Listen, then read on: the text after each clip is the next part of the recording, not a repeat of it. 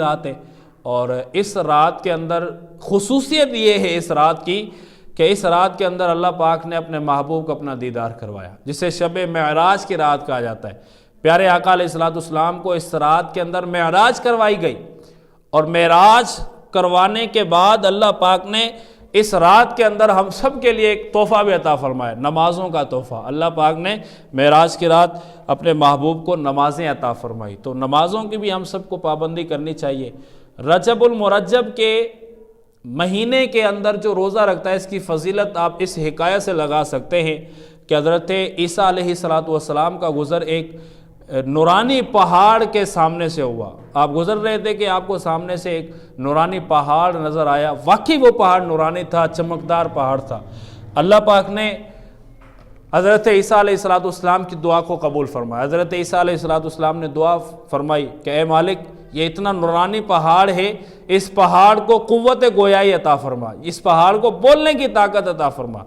تو اللہ پاک نے اس پہاڑ کو بولنے کی طاقت عطا فرمائی، تو وہ پہاڑ کہنے لگا کہ اے اللہ کے نبی حضرت عیسیٰ علیہ السلام، فرمائیے آپ کیا چاہتے ہیں؟ حضرت عیسیٰ علیہ السلام نے فرمایا کہ اتنا چمکدار پہاڑ، اتنا نورانی پہاڑ، یہ کیسے ہوا؟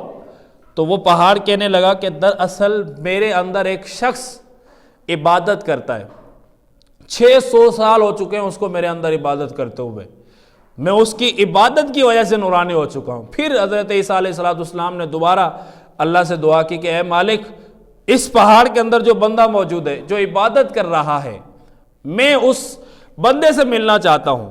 تو اللہ پاک نے دعا قبول فرمائی، پہاڑ شک ہوا، پھٹ گیا، تو اندر پہاڑ سے ایک شخص نکلا جس کا چہرہ نورانی چہرے والے بزرگ کا ظہور ہوا۔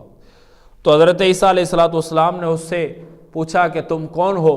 تو وہ شخص کہنے لگا کہ میں حضرت موسیٰ علیہ السلام کا امتی ہوں، اور میں نے اللہ پاک سے یہ دعا فرمائی ہے کہ مجھے حضور صلی اللہ علیہ وسلم کا دیدار کرنا نصیب فرما۔ آخری امت آئے گی، امت محمدیہ، تو میں اس امت کا انتظار کر رہا ہوں، اور اس امت کے جو نبی ہوں گے حضرت محمد صلی اللہ علیہ وسلم، میں ان کا دیدار کرنا چاہ رہا ہوں۔ یہ دعا میں نے اللہ سے مانگی ہوئی ہے، اور اس وقت سے لے کر آج تک میں عبادت کے اندر مصروف ہوں۔ مجھے 600 سال ہو چکے ہیں اللہ پاک کی عبادت کرتے ہوئے اس پہاڑ کے اندر۔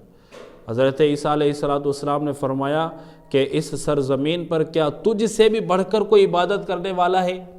تجھ سے بھی بڑا کسی کا مرتبہ ہو؟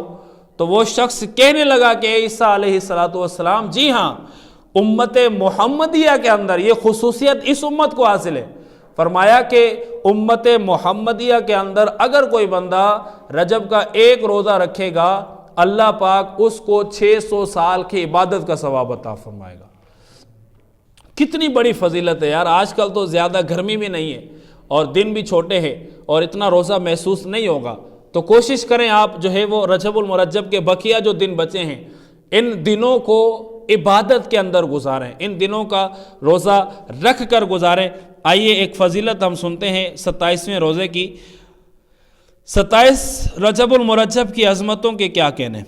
اسی تاریخ کے اندر ہمارے پیارے آقا مدینہ والے مصطفیٰ صلی اللہ علیہ وسلم کو معراج بھی کروائی گئی۔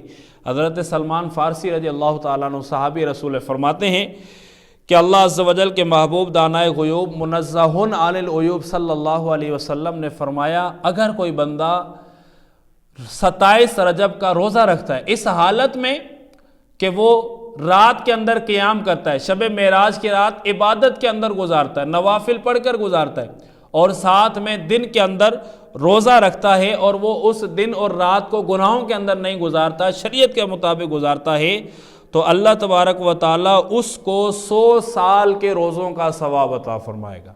گویا اس بندے نے 100 سال رات کے اندر قیام فرمایا، 100 سال کے روزے رکھے ہیں، کتنی بڑی فضیلت ہے۔ اور فرمایا کہ وہ رات، وہ دن 27 رجب کی رات ہے، 27 رجب کا روزہ ہے، کہ اگر کوئی بندہ یہ روزہ رکھے گا تو اللہ پاک اس کو 100 سال کے روزوں کا ثواب عطا فرمائے گا۔ تو 27 رجب کی رات بھی آنے والی ہے، انشاءاللہ ہم اگلی ویڈیو کے اندر یہ بیان کریں گے کہ 27 رجب المرجب کی جو رات ہے، شب معراج کی رات ہے، اس رات کے اندر کون سے وظیفے پڑھنے چاہیے، کون سی دعائیں کرنی چاہیے، اور کون سے نوافل جو ہے وہ اس رات کے اندر پڑھنے چاہیے۔ انشاءاللہ اس ٹاپک پر ہم ویڈیو اپنی لائیں گے۔ تب تک کے لیے ہم آپ سے اجازت چاہتے ہیں۔ اللہ پاک ہم سب کو عمل کی توفیق عطا فرمائے، آمین بجاہ نبی الامین صلی اللہ علیہ وسلم۔